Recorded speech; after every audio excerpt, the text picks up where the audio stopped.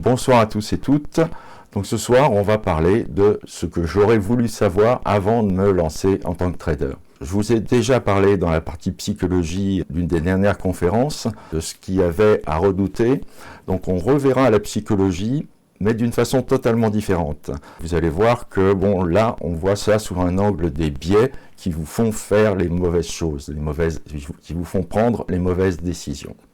Donc dans un premier temps, la partie psychologie, qui sera l'essentiel pratiquement, et on finira par l'environnement, les facteurs extérieurs et un rappel des règles de trading, ainsi qu'un petit papier éventuellement à imprimer pour vous et à mettre devant votre ordinateur pour vous rappeler qu'il faut à chaque trade, une fois qu'on a fini chaque trade, il faut commencer à analyser ce trade. Pas forcément le jour même, le lendemain c'est mieux parce que vous avez une vision qui est beaucoup plus correcte, qui est beaucoup plus à froid. Si vous faites l'analyse à chaud, vous n'aurez pas exactement les bonnes données et vous n'interpréterez pas correctement ce qu'il vous faut. Donc la psychologie, le cerveau est votre ami, le cerveau est votre allié, c'est celui qui vous fait réfléchir, ok? Mais il est aussi votre ennemi. Alors ce qu'on dit toujours, ce qu'on dit souvent, c'est qu'il faut se connaître, il faut contrôler ses émotions, il faut ne faire confiance qu'à sa raison, ne pas céder à l'envie ou à la peur, et vous entendez extrêmement souvent, la psychologie c'est le plus important. Mais souvent ça s'arrête là. Donc tout ça c'est bien gentil, mais ça n'aide pas d'avoir juste cette liste. Donc comment faire? En fait, il nous faut comprendre les biais que notre origine animale, nous sommes des animaux à l'origine, que notre origine animale nous impose.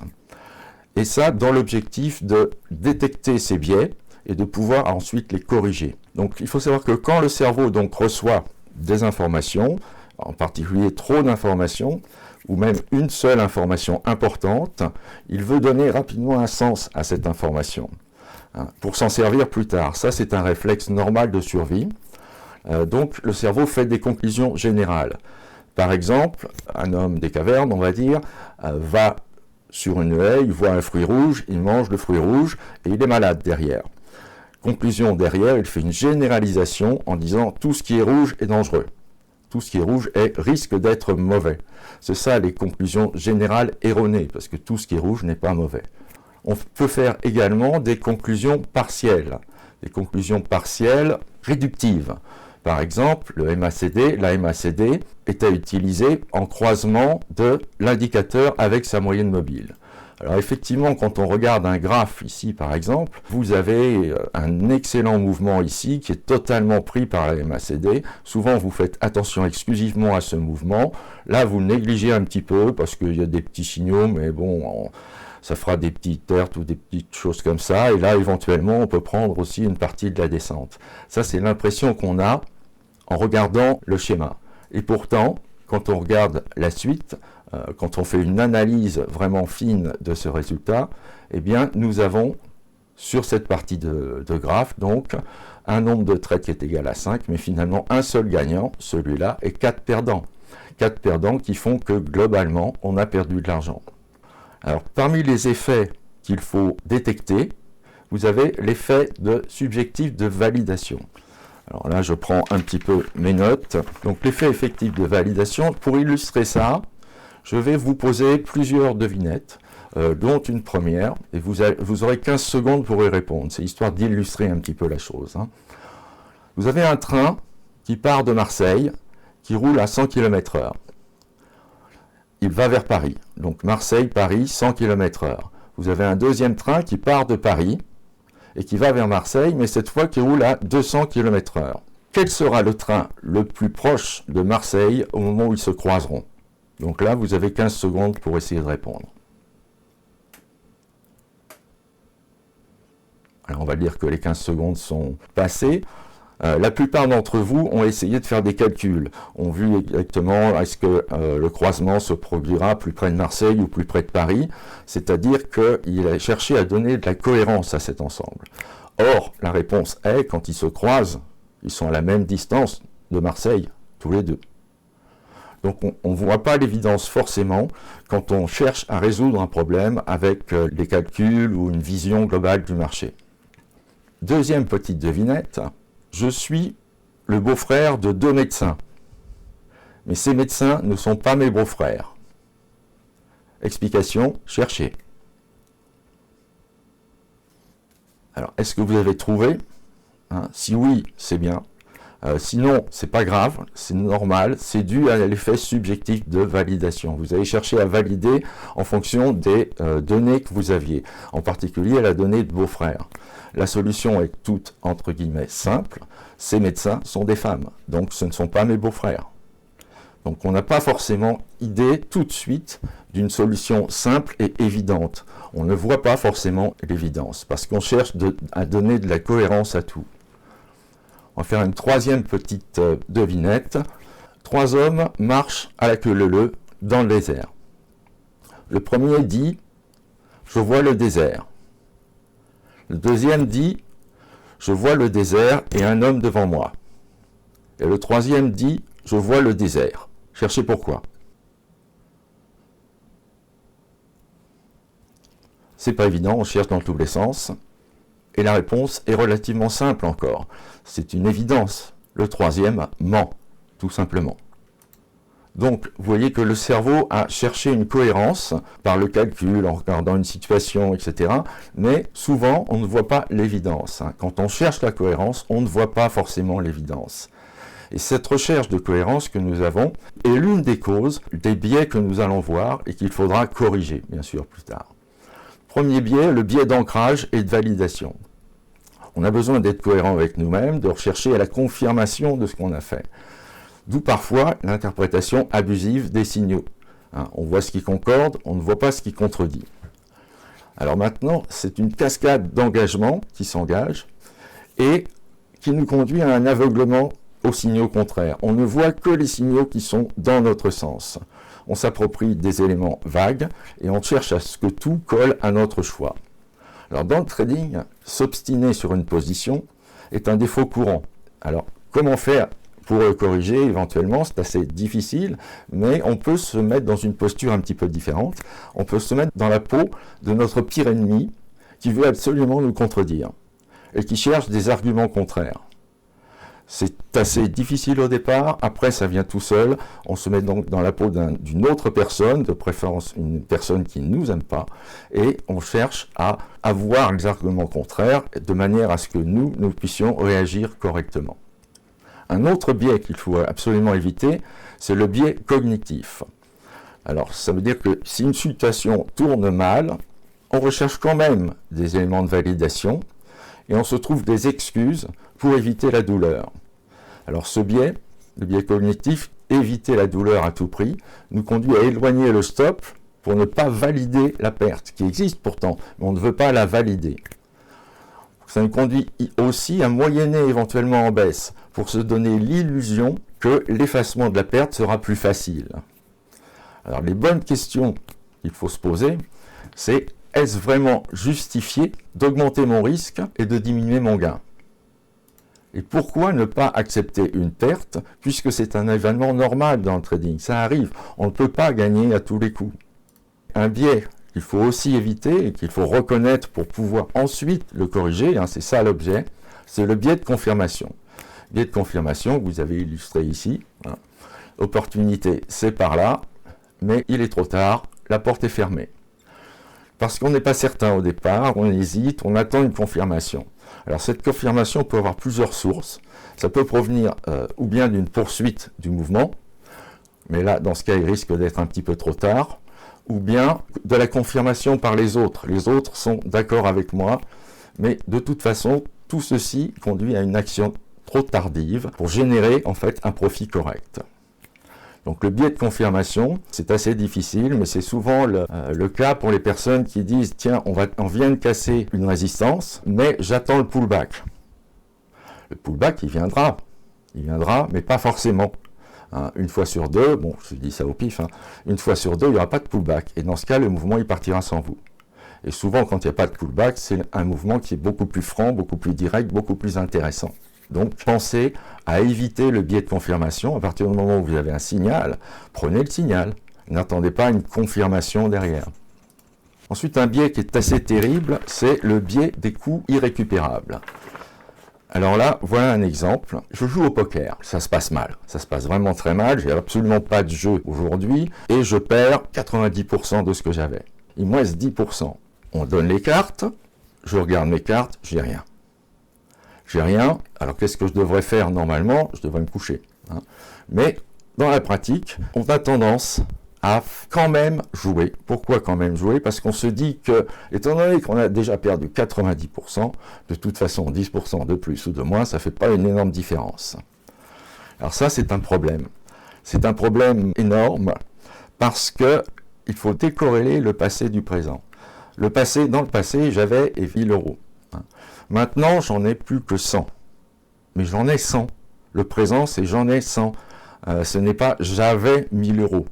Donc avec ces 100, éventuellement, j'aurais pu peut-être, si je n'avais pas joué, si je n'avais pas continué, j'aurais pu peut-être récupérer une partie et remonter petit à petit mon capital.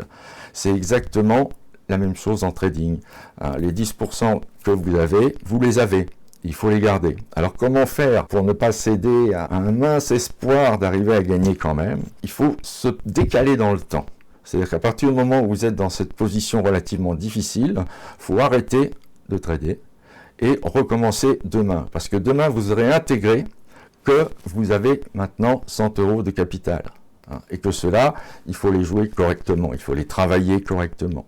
Vous n'aurez pas tendance à tout mettre sur la table et à mettre tout sur la table. Donc là, je vous ai fait ça avec 1000 euros, 850 euros. Donc on est enclin à risquer ce qui nous reste, même sur un pari. Parce que de toute façon, on a déjà tellement perdu qu'un peu plus, un peu moins, ça fait pas trop mal. On est au-delà, en fait, de la douleur.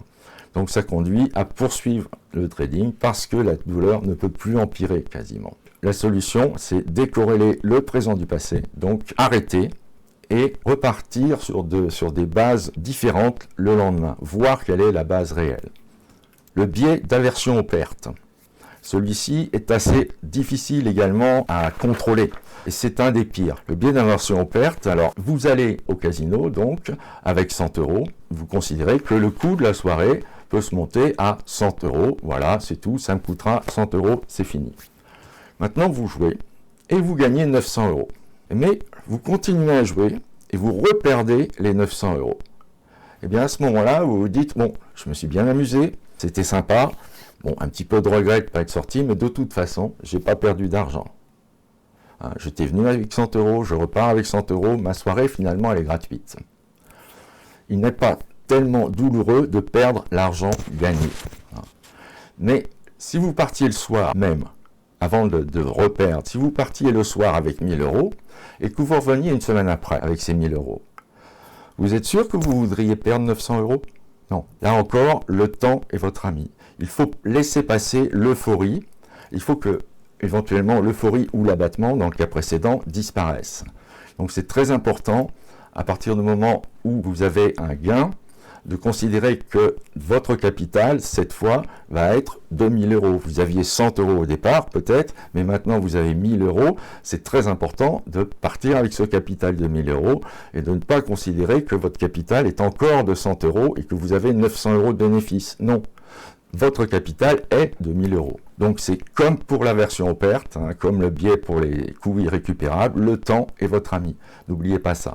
Donc il faut laisser passer l'euphorie ou l'abattement. Alors, quand vous examinez maintenant, en parlant du biais de rétrospection, quand vous examinez ce qui a été fait dans le passé, vous examinez les cours en lui disant, tiens, là, il y avait un croisement de MACD, je reprends le même exemple, bien sûr, il y avait un croisement de MACD, tiens, j'aurais dû le prendre parce que j'avais une grande montée à prendre, j'avais un achat magnifique à faire. Oui, mais c'est un petit peu comme au Trivial Pursuit. Est-ce que vous n'avez jamais eu l'impression, si vous avez joué au Trivial Pursuit, que les questions des autres étaient plus faciles que les vôtres? Il s'agit d'une fausse facilité a posteriori. Parce que quand vous avez la réponse, vous vous dites « c'est évident, moi j'aurais su ». Non, pas forcément. Les questions des autres sont aussi difficiles que vos propres questions. Donc a posteriori, on a toujours l'impression que c'est plus facile. Et ça, c'est assez déroutant, surtout quand on passe au trading réel. Donc il s'agit d'une fausse facilité. On se dit, c'était évident, c'est l'art de prédire la météo d'hier, en fait. Et on passe enfin au biais de conformité. Le biais de conformité est un biais extrêmement dangereux. C'est le fait de se joindre à un groupe parce que le groupe pense universellement une chose. Et du coup, vous allez vouloir intégrer ce groupe parce qu'on est un animal conçu pour ça et suivre les avis du groupe. Alors l'exemple le plus intéressant, récemment que j'ai observé, concernait une crypto qui s'appelle LUNC, je ne me souviens plus du nom global. Elle était donc partie de 0,008 et même un petit peu moins. Et au fur et à mesure que les gens sur les forums en parlaient, etc., elle est passée à 0,035, ce qui est déjà pas mal. Et là, sur les réseaux sociaux, on voyait plein de personnes qui disaient « Oui, et si ça passe à 1 euro, on va faire fortune. Donc oui, c'est tout à fait possible que ça passe à 1 euro. » Et les gens y allaient.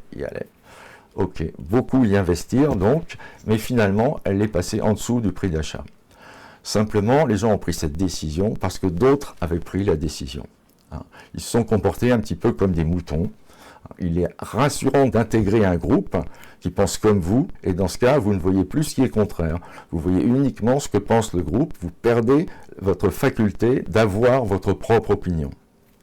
Donc faites très attention, en particulier quand vous regardez les forums, à ne pas intégrer directement un groupe. Non, soyez circonspect, soyez prudent, examinez l'état du marché ou l'état de la valeur sur laquelle vous voulez intervenir et ne vous laissez pas influencer par le groupe.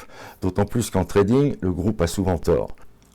Et tout ça, ça entraîne le succès des vendeurs de rêves, le biais de la communauté. Ça favorise sur Internet les vendeurs de rêves. Les vendeurs de rêves sur YouTube en particulier, qui vous présentent des choses extraordinaires, qui ont des milliers d'abonnés. S'ils ont des milliers d'abonnés, c'est que c'est intéressant. Donc j'ai tendance à le croire. Elle a des centaines de milliers de vues, ça doit être bien, puisqu'il y a plein de gens qui l'ont vu. Elle doit exprimer la vérité, puisqu'il dit qu'il a gagné beaucoup. Non, pas forcément, et même souvent pas du tout. Vous voyez des exemples ici, apprendre le trading de A à Z pour les débutants en 2024. Oui, très bien. C'est quelqu'un qui a quand même beaucoup d'abonnés, 76 000 abonnés. Benjamin, âgé de 26 ans, ancien militaire, donc il doit avoir une expérience du trading qui est absolument phénoménale. Il propose de vous apprendre le trading en une vidéo qui fait au mieux 1 heure ou 2. Donc ça, c'est tout à fait courant de ce qu'on trouve sur Internet. On a aussi encore pire, les bases du trading pour les débutants, apprendre le trading, ok, 863 000 vues. 863 000 vues pour cette vidéo, avec quelqu'un qui a 133 000 abonnés. Sachant que ce quelqu'un, qui s'appelle Idriss Trading, n'a vraiment rien à vous apprendre. C'est vraiment catastrophique si on regarde ces vidéos. On se demande comment il peut y avoir autant de gens qui regardent ça. Donc vous avez les biais qu'il faudra surveiller. Je ferai un petit rappel à la fin et on va enchaîner sur les facteurs extérieurs et les règles de trading. Donc les livres. À l'origine, il n'y avait que des livres pratiquement. Enfin, quand moi j'ai commencé, il n'y avait pas de vidéos, il n'y avait pas de YouTube, il y avait juste Internet. Donc par le passé, on n'avait que les livres. Mais les livres étaient rarement d'une bonne aide en fait. On pouvait pêcher une petite idée par-ci, par-là qui était relativement intéressante, mais c'était très difficile de discerner quelle était l'idée intéressante et quelle était l'idée absolument pas intéressante, au contraire à éviter. Et on avait aussi tendance à croire, comme aujourd'hui d'ailleurs, que vu à la télé, ça veut dire que ça a un certain poids, que vraiment, si c'est vu à la télé, c'est vrai. Actuellement, ça continue à être, en particulier en ce qui concerne le trading, complètement faux. Parce qu'aujourd'hui, en plus, c'est pire, puisque le web, je vous l'ai montré un petit peu, regorge des vendeurs de rêves et de charlatans. Et ils sont en plus relativement faciles à suivre, donc c'est tentant d'arriver à les suivre, parce qu'ils vous présentent faire un scalping express en 2 minutes, apprendre le scalping en 10 minutes.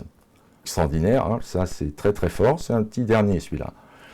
Là, le trading de A à Z pour débutants, apprendre le trading, 70 000 vues, on l'a vu, stratégie gratuite, etc. Bon, trading débutant, de zéro jusqu'au succès. Très bien, en 46 minutes, il vous apprend ça. Extraordinaire. Là, on vous montre une stratégie de scalping ultra efficace. Ok, ça c'est on voit pas bien, mais c'est en moins d'une demi-heure. De la misère à multimillionnaire, mon parcours, ah tiens, il a réussi, pourquoi pas moi? Non, cherchez pas. Donc ça, en 34 minutes, il vous explique comment il faut faire pour aller de 0 à 3 millions, 3 millions 3. Là, c'est pareil, en partant avec 50 € seulement, on arrive à être riche, super, 43 000 € avec 50 €, oui, facile. Ça, c'est le pire dont je vous parlais, hein. Idriss Trading. Alors là, les bases du trading, on l'a vu. 1h30, c'est la formation complète pour apprendre le trading de A à Z, encore une fois. De trading débutant à trader confirmé, c'est-à-dire qu'on va quand même loin. Si on a les traders confirmés qui seraient intéressés éventuellement par cette vidéo, c'est que cette vidéo va loin, elle doit être bien. Trading, formation gratuite de A à Z en 2024, ça continue. Benjamin Deleuze a évité aussi, bien sûr. 5 conseils pour gagner en trading de la part de quelqu'un qui est très très fort pour faire du buzz, pour se mettre en avant. Il y en a un certain nombre comme ça. Bon, vous voyez qu'il y en a partout. Et tout ça, ça entraîne une image du trading facile. On fait croire qu'on peut être riche rapidement. Il faut absolument sortir ça de la tête, hein. Comme je vous l'ai déjà dit, le trading, c'est un métier. C'est pas un amusement, ce n'est pas un jeu, c'est un métier. Un métier, on essaye de le faire bien, il n'y a pas de mystère, il y a des règles qu'il faut respecter. On ne tape pas sur un clou avec une masse, on tape avec un marteau. Vous voyez, des choses comme ça, pour vous donner une idée. Alors on vous vend bien sûr le trading dans un hamac, le trading sur un smartphone, même aux toilettes, pourquoi pas, hein. Mais une plateforme de trading sur un smartphone, moi j'y crois absolument pas. Je veux dire, je ne peux pas faire de trading sur un smartphone, je n'ai pas assez d'informations, on n'y voit rien.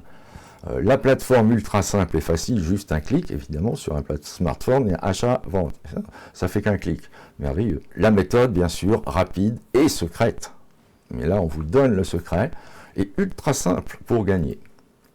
Et certaines présentations vous font miroiter une richesse rapide. Alors vous voyez, l'individu ici en question vous montre qu'il vit à Dubaï, que la vie fait rêver, que c'est extraordinaire, mais quelquefois il y a un petit bug dans le logiciel, hein, un petit bug du logiciel de montage de quoi? D'un dixième de seconde, et qu'est-ce qui se passe? La chemise devient transparente. Curieux, enfin très fort quand même pour avoir des chemises transparentes. D'autres charlatans, on peut dire charlatan, se présente ainsi. Alors ça, c'est très très rassurant. Vous voyez, Calliope, processus certifié par la République française, certification délivrée autour de la catégorie d'action suivante, action de formation. Donc là, vous vous dites, ah là, celui-là est sérieux quand même. Voyons un petit peu ce qu'il dit.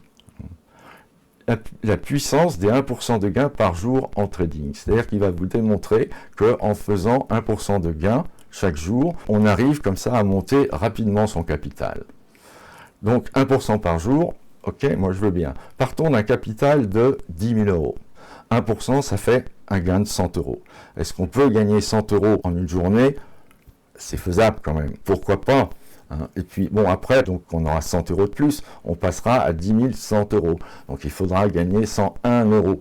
Pas une énorme différence, hein, etc. Mais en réalité, qu'est-ce que ça fait?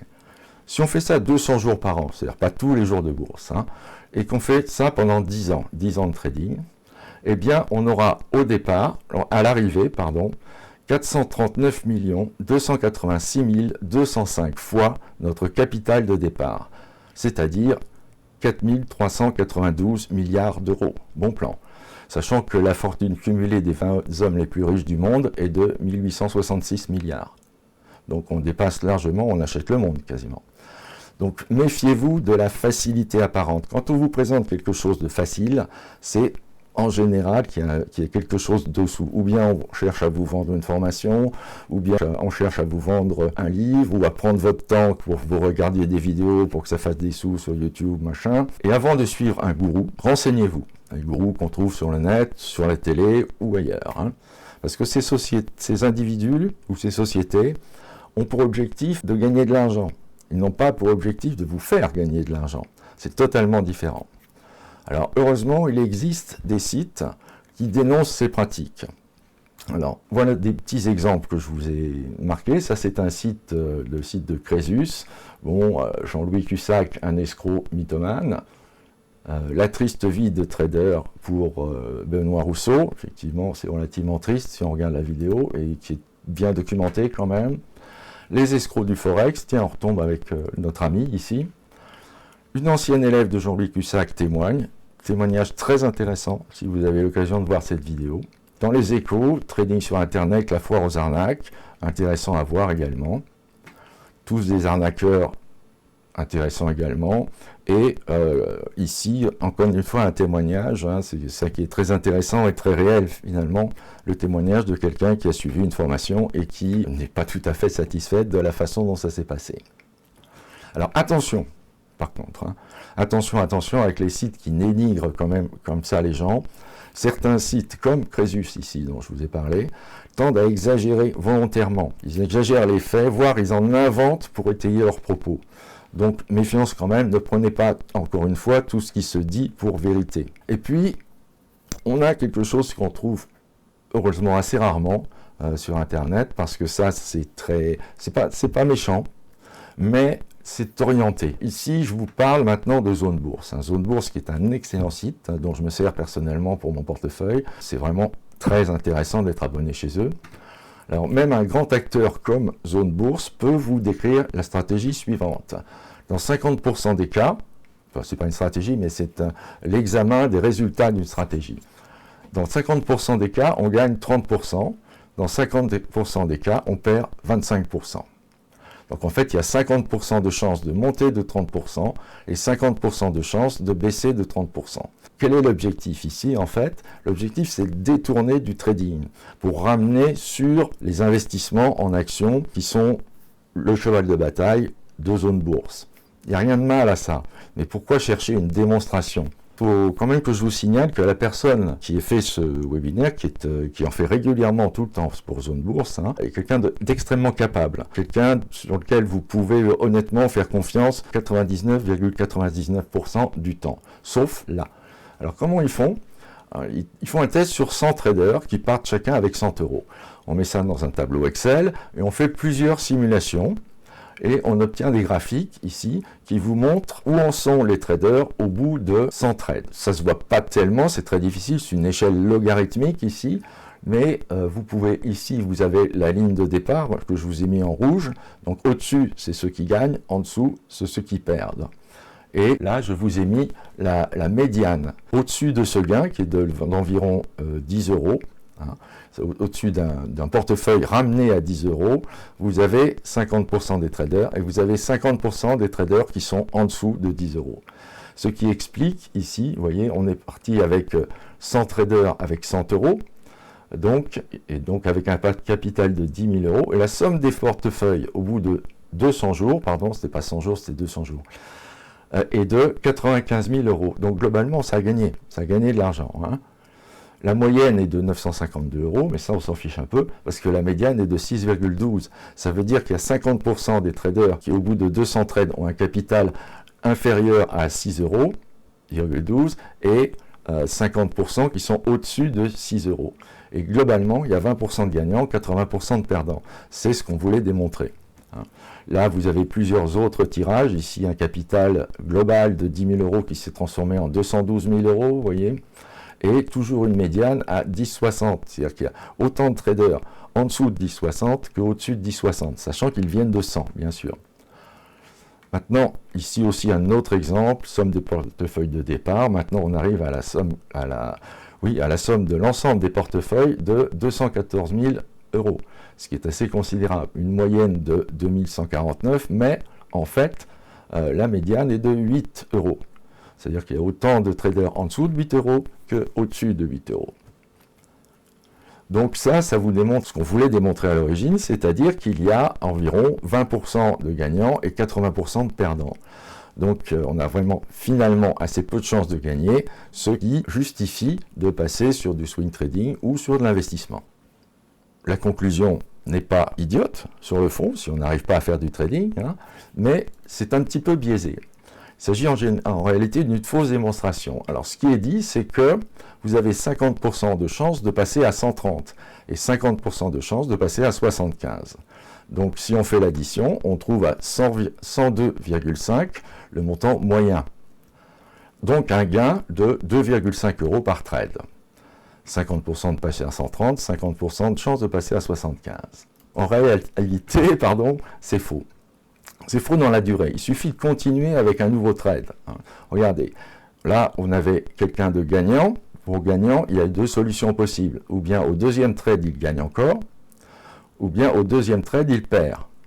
Le perdant peut être gagnant au deuxième trade ou perdant au deuxième trade également. Donc voilà où en est leur capital au bout de simplement 2 trades. Parce que la formule n'est pas du tout celle-ci. La formule qu'il faut calculer, c'est celle-ci, parce qu'on raisonne sur la durée, et non pas par une addition, mais par une multiplication globale. Donc la perte, on obtient, vous voyez, 98,7, ça veut dire qu'en réalité, on perd, c'est une méthode perdante qui perd 1,3 € à chaque trade en moyenne. Et c'est normal, parce que quand on perd beaucoup, quand on perd 50%, il faut faire 100% pour récupérer. Et quand on perd 25%, 30%, ça ne récupère pas la totalité.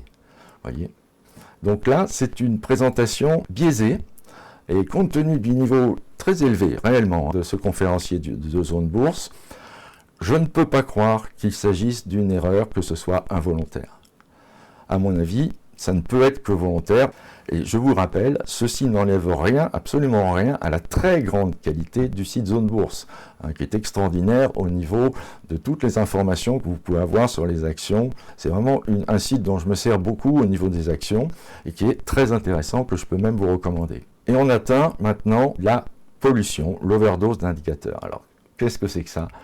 La surabondance d'informations fait qu'on est tenté de multiplier les indicateurs, parce que celui-là a l'air bien, celui-là aussi, et je les mets tous ensemble. Avec ça, je suis quand même sûr de gagner.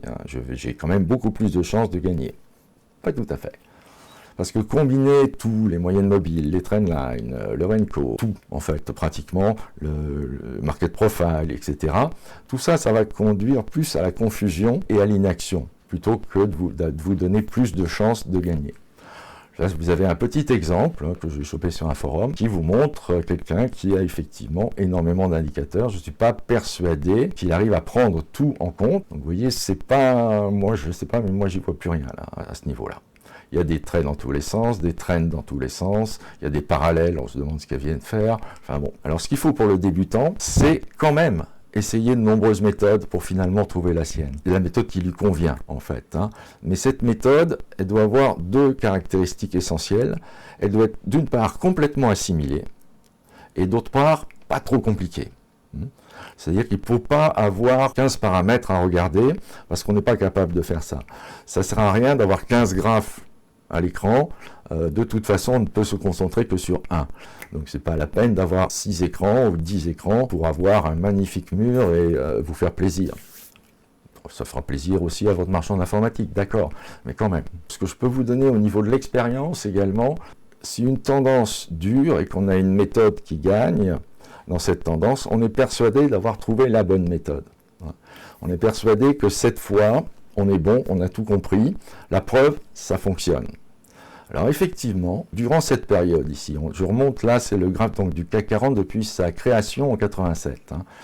Là, c'était relativement stable, on n'en parlait pas. Là, par contre, commence une montée assez importante et la bulle Internet. Alors la bulle Internet, pour ceux qui n'étaient pas nés ou qui étaient un peu trop jeunes pour l'avoir connu, c'était un engouement pour tout ce qui était Internet. C'était le début d'Internet, donc il y avait des tonnes de sociétés, de start-up qui se créaient et les gens se précipitaient de manière à être dans les bons coups si jamais cette start-up explosait, et on supposait que Internet se répandant à la vitesse grand V, effectivement, il allait y avoir des bonnes affaires un petit peu partout dans ce domaine.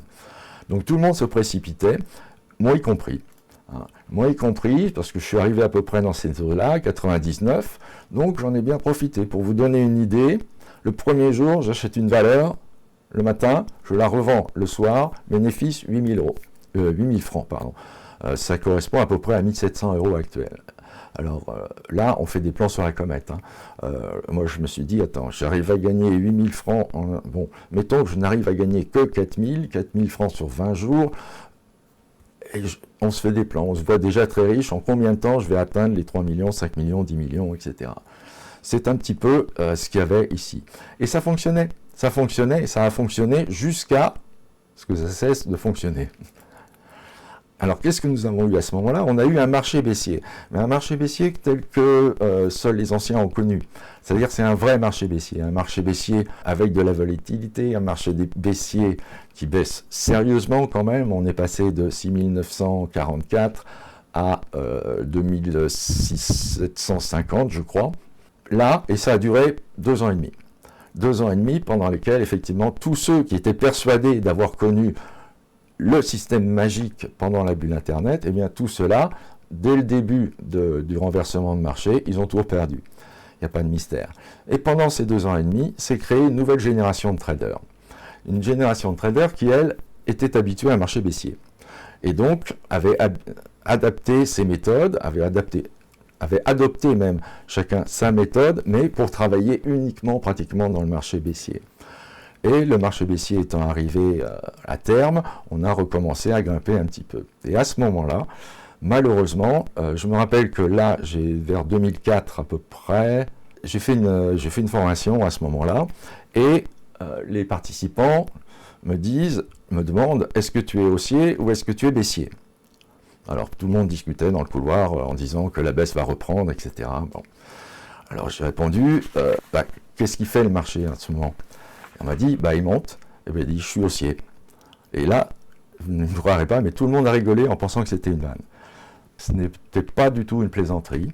Donc moi j'avais déjà connu le problème lors du passage du marché de la bulle Internet jusqu'au marché baissier, donc je n'ai pas été trop surpris par le changement et je savais qu'il fallait commencer à s'adapter. Ça n'a pas été simple, pas été des années fantastiques, mais j'ai réussi quand même au moins à ne pas perdre de l'argent. Et tous ces traders que j'avais connus en formation pendant toute cette période baissière, actuellement, je n'en connais pas un qui soit encore en activité. Donc le marché haussier, les années suivantes, vous l'avez vu, la crise des subprimes, bon, il y en a pas mal qui ont beaucoup perdu à ce moment-là. Et puis depuis, nous avons un marché globalement à peu près haussier, avec des petites baisses temporaires, mais qui reprennent sur une hausse, etc. Et on continue sur la hausse à l'heure actuelle. Donc vous êtes potentiellement habitué à un marché haussier. Faites très attention. Parce qu'un jour viendra un marché baissier. Je ne sais pas quand, ça peut être demain, ça peut être dans 10 ans. J'en sais rien. Ça m'étonnerait que ce soit dans 10 ans. Mais dans ce cas, examinez bien le marché. Comment est-ce qu'il a changé? Est-ce que la volatilité a augmenté? Est-ce que les valeurs phares perdent de la valeur? Etc. Ça peut vous donner une idée que le marché est en train de se retourner. Donc d'arrêter d'utiliser les méthodes que vous utilisiez dans un marché haussier et de reconsidérer tout ça pour voir ce que vous pourriez faire dans un marché baissier. Et en ce qui concerne l'intraday, on connaît forcément un petit peu tout ça, dans la mesure où on a des jours haussiers, des jours baissiers, mais on a quand même un biais. On a quand même un biais haussier en ce moment. Et voilà une phrase très importante. Pour devenir compétent dans un domaine, il faut d'abord se rendre compte que l'on est incompétent. Ça, c'est très important. Pourquoi ? À cause de ce qu'on appelle l'effet Dunning-Kruger, dont je vous ai déjà parlé. Quand on commence, quand on est débutant, on a une confiance égale à 0, puisqu'on ne connaît rien. Mais très rapidement, on pêche des informations, et la confiance monte énormément. Énormément, jusqu'à ce qu'elle soit relativement haute.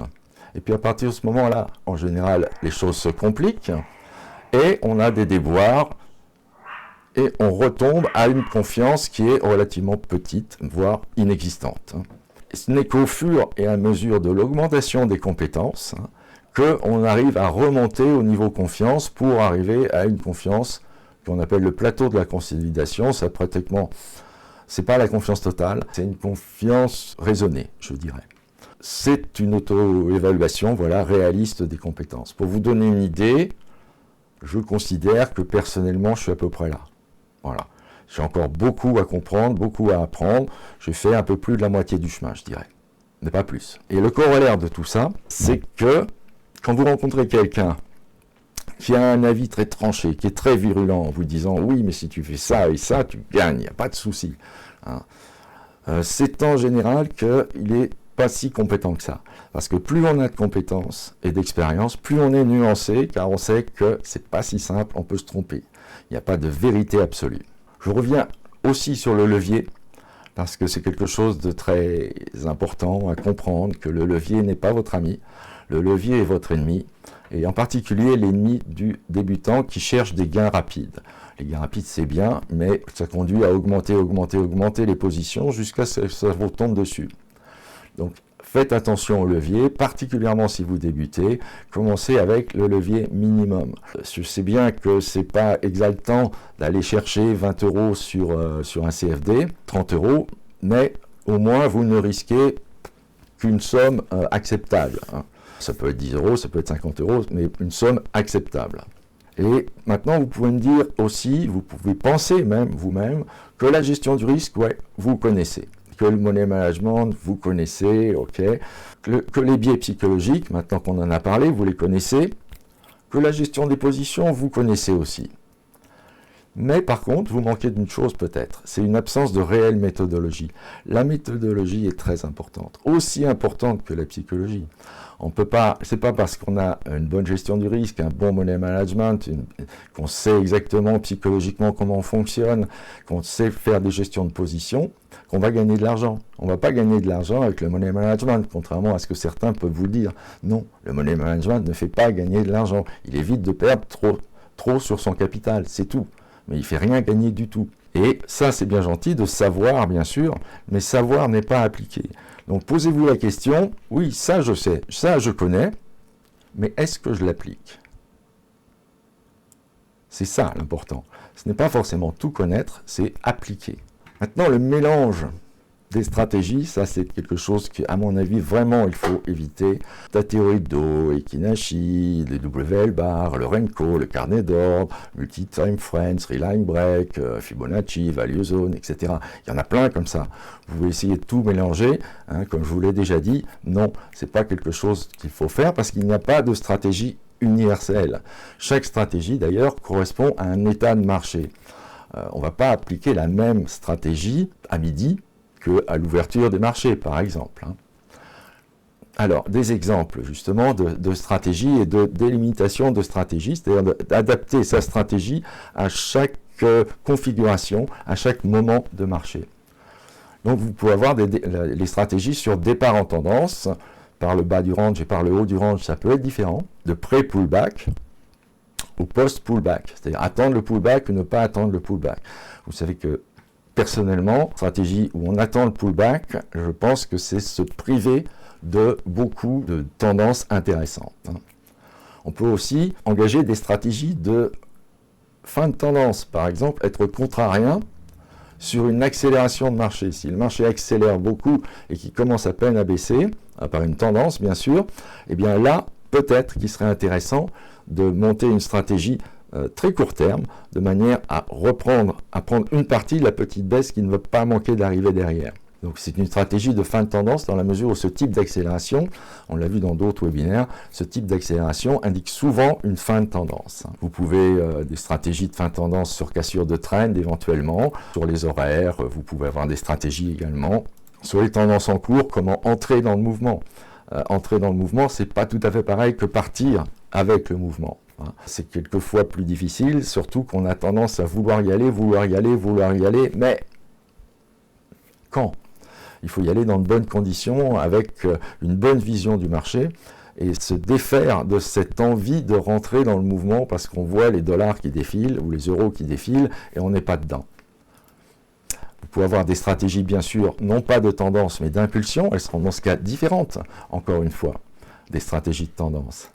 Vous pouvez avoir des stratégies qui sont liées à des moments de marché particuliers. Une stratégie sur l'ouverture des US, une stratégie sur l'ouverture européenne, une stratégie quand il y a une publication de statistiques, quand il y a une publication de résultats importantes. Vous voyez, ce sont des moments où le marché se comporte de façon légèrement différente. Donc, même si on a une stratégie de base, il faut adapter cette stratégie en fonction du moment de marché et en fonction de ce qu'on veut travailler. Une tendance, une impulsion, une tendance en cours éventuellement, savoir quoi faire ou ne rien faire. Ça, c'est une décision que vous aurez à prendre extrêmement souvent. On passe plus de temps à ne rien faire qu'à faire quelque chose. Donc là, je vous ai mis un petit graphique pour vous montrer les situations éventuelles. Là, vous avez des cassures, donc avec les signaux, une sortie de range éventuellement. Donc pour le pullback, on n'attend pas le pullback ici pour rentrer. Un pullback se produit, donc éventuellement post-pullback, on rentre ou on renforce d'ailleurs. Éventuellement, plus tard, on va essayer de travailler, vous voyez, les petites impulsions du marché, on les voit relativement régulières comme ça. Et donc, on a eu une impulsion régulière, donc on peut compter éventuellement sur une impulsion régulière derrière ici. et travailler donc juste cette impulsion. Ne pas chercher à aller plus loin, mais travailler juste une impulsion et non plus une tendance. Là, on a une exagération, vous voyez, exagération de fin de tendance. C'était le 24, on est, je sais pas, il n'y a pas longtemps, donc le 24, c'est là où j'ai fait l'essentiel de ce webinaire préparé. Donc et là, vous pouvez engager éventuellement une stratégie sur exagération avec une correction derrière, en allant chercher, grappiller jusqu'à quelques points, 5-10 points. Bon, c'est pas le genre de stratégie que j'aime faire personnellement, mais il y a des gens à qui ça convient vraiment réellement, et c'est comme ça qu'ils pensent le faire. Donc vous voyez, toutes ces phase de marché, en fait, demande une adaptation un petit peu de la stratégie. Donc, il ne faut pas être rigoureux en disant c'est ça qu'il faut faire, je fais ça dans tous les cas et ça marche partout. Pas vrai, pas vrai, pas vrai. Enfin, je vous rappelle, pour finir presque, pas tout à fait, mais les règles qu'on a vues dans l'autre partie psychologie. Donc, ne jamais rentrer sans un plan de trade, même simple ou flou. Vous avez un plan de trade, mais pas avec des objectifs archi définis. Par contre, vous savez où mettre les stops d'invalidation. C'est flou, mais c'est bon. C'est bon quand même, parce que vous avez l'essentiel. Vous avez le point d'entrée, vous avez le stop, et l'objectif, il va être déterminé après. La plupart du temps, c'est comme ça. On peut poser un objectif supposé, mais être amené à changer d'objectif. Surtout, disposer à changer d'objectif. Éloigner un stop loss. Alors ça, c'est le truc classique. On ne veut pas du tout ressentir la douleur de la perte, donc on éloigne le stop loss parce que comme ça on n'a pas encore perdu. Bon, pas grave, on perdra plus. Et bon, moyenner à la baisse, c'est pareil, on ne veut pas entériner une perte qu'on a, on veut essayer de reprendre une position dans l'illusion que l'on va se refaire plus rapidement. Non, si ça continue à baisser, vous perdrez simplement 2 fois plus, c'est tout. Et si jamais ça monte, vous sortirez au moment où vous êtes à zéro. Parce que là, vous vous direz, wow, bien joué, j'ai rien perdu. Ouais, super, vous n'avez rien gagné. Fermez les yeux sur un élément contraire au sens de la position. Alors oui, pardon, j'ai oublié, enchaîner les pertes. Se limiter pour la perte dans le temps, dans le nombre de trades éventuellement, sur une journée, sur une semaine. Le nombre de pertes journalières, ça c'est quelque chose que je pratique. Je ne vais pas trop chercher la perte globale dans le temps, ni la journée, ni la semaine. Bon, bien sûr, on ne peut pas perdre trop dans une journée, donc on est forcément limité. Moi, je me limite à 2 trades par demi-journée, maxi, perdant, ou 3 trades par journée, perdant. Si mon troisième trade perdant, c'est stop journée. Mon deuxième trade perdant, c'est stop demi-journée. Bon, chacun son truc, vous faites comme vous voulez, celui-là est pas mal. Ça m'a évité bien des déconvenus. Donc, fermez les yeux sur un élément contraire, vous voyez que ça rejoint les biais qu'on a vus, et se précipiter dès qu'on allume l'ordinateur, parce que là, on n'a qu'une envie, c'est de rentrer dans le marché. Mais le marché se fiche que vous ayez envie de rentrer. Lui, le marché, il fait ce qu'il veut. C'est à vous d'abord d'analyser et puis de voir un petit peu s'il y a une possibilité ou pas. Si on est dans une configuration que vous connaissez ou pas. Le ou pas implique « je ne rentre pas », même s'il y a un mouvement extraordinaire qui aurait pu me faire gagner beaucoup d'argent. C'est facile a posteriori. Et toujours respecter un management bien sûr adapté au capital. Il faut soigner votre capital, il faut éviter qu'il baisse trop vite, même si pour cela vous devez vous résoudre à ce qu'il ne monte pas trop vite. Connaître son marché, c'est-à-dire vous n'allez pas trader le Bund si vous ne connaissez pas par exemple. Prenez le temps d'abord d'apprendre, de connaître le Bund, de voir un petit peu comment il fonctionne, de voir ce qu'il influe, etc. avant de vous lancer là-dedans directement en pensant c'est juste un graphe. Non, il y a quand même une certaine connaissance qu'il faut avoir, y compris pour les indices d'ailleurs. Le Dow, le S&P, le DAX, le CAC sont à peu près corrélés, mais ils fonctionnent différemment. Ils ont des compositions qui sont légèrement différentes, le Nasdaq aussi par exemple, c'est très typique. Il évolue dans le même sens que les autres, mais pas forcément de la même façon exactement. Donc connaître son marché, limiter ses indicateurs, pas dans tous les sens, et ses points de repère, c'est-à-dire moyenne mobile, pas 50, support, résistance, n'en tracez pas tous les 10 points, les obliques, mollo, c'est juste pour avoir une référence globale, mais une oblique, ça se discute, si vous voulez, au niveau efficacité. Fibonacci, machin. Donc, évitez d'avoir trop de points de repère et surtout aussi, sachez sortir. Je vous invite à regarder le webinaire sur la sortie de marché, de nouveau, parce que ça, c'est très important. On le néglige totalement, très souvent. On se concentre sur l'entrée, sur le signal, sur le stop, etc. Par contre, savoir sortir, ça s'apprend, c'est pas inné comme ça. Donc, ce qu'il vous faut faire quand vous faites des trades, c'est toujours penser à les analyser a posteriori, c'est-à-dire pas tout de suite, le lendemain, pas juste après. Juste après, vous n'aurez pas une bonne vision. Mais le lendemain, une fois que vous avez dormi, hop, vous regardez à nouveau votre trade et vous voyez ce qui a pêché. Par exemple, quel est le biais qui a eu raison de moi? Quel est le biais qui a fait que je n'ai pas tradé correctement? Là, vous avez eu la liste des biais. Je vous ai remis en gros ce qu'il faut surveiller ici. Et donc, si vous repérez un biais qui vous empêche de gagner de l'argent ou même qui vous fait perdre de l'argent, vous savez à ce moment contre lequel vous devez lutter. Et donc, vous savez à quoi porter attention les prochains trades. Et petit à petit, peut-être que le trade d'après, vous aurez encore ce biais, le trade d'après encore un peu. Mais petit à petit, en sachant que c'est celui-là qu'il faut combattre, pour vous spécifiquement, alors vous aurez beaucoup plus de chances de gagner et d'éviter les pertes générées par ces biais. Donc, ce qu'il faut un petit peu regarder, je vous ai fait un petit résumé. En fait, j'ai cherché la cohérence et n'ai pas vu l'évidence. Je me suis obstiné. J'ai cherché à éviter la douleur de perdre. J'ai trop attendu une confirmation. On prend tous les biais que j'ai exprimés d'une autre façon. J'ai continué à trader parce que ça n'avait plus d'importance tellement j'avais perdu. J'ai reperdu une grosse part de mon gain. Où j'ai suivi un groupe de préférence à mon propre jugement. Donc, à partir du moment où donc le lendemain, vous vous posez ces questions-là. Est-ce qu'il s'est passé quelque chose de ce genre? Vous repérez le biais qui a été mauvais pour vous et ensuite il va falloir le travailler. Donc c'est essentiellement ça aussi la psychologie, c'est travailler sur soi mais en sachant sur quoi travailler. C'est bien gentil d'éliminer la peur ou l'envie, mais comment faire? Il faut repérer les biais qui vous font perdre de l'argent. Voilà, je vous remercie, je vous dis à bientôt. Si vous pouvez récupérer donc le PDF de ce webinaire, ici, sur Mogalef Trading, sur le site Mogalef Trading. Alors là, c'est en page d'accueil, mais si vous regardez ce webinaire plus tard, il ne sera pas forcément en page d'accueil. Donc il faut aller dans le menu Home et Conférence WHS Inverse 2024. Et là, vous avez donc le PDF de la formation, de la conférence, on peut dire, qui est disponible déjà. C'est-à-dire que je l'ai déjà mis en ligne. La vidéo, bien sûr, elle n'est pas en ligne, ce sera fait un petit peu plus tard. Et j'insiste peut-être, mais vous avez ici ce que j'ai fait la dernière fois, que je considère personnellement comme étant une aide monumentale dans mon trading. Donc, et que les gens négligent, même quand on leur présente la chose. Donc, je vous invite fortement quand même à essayer d'aller voir la vidéo de la force relative.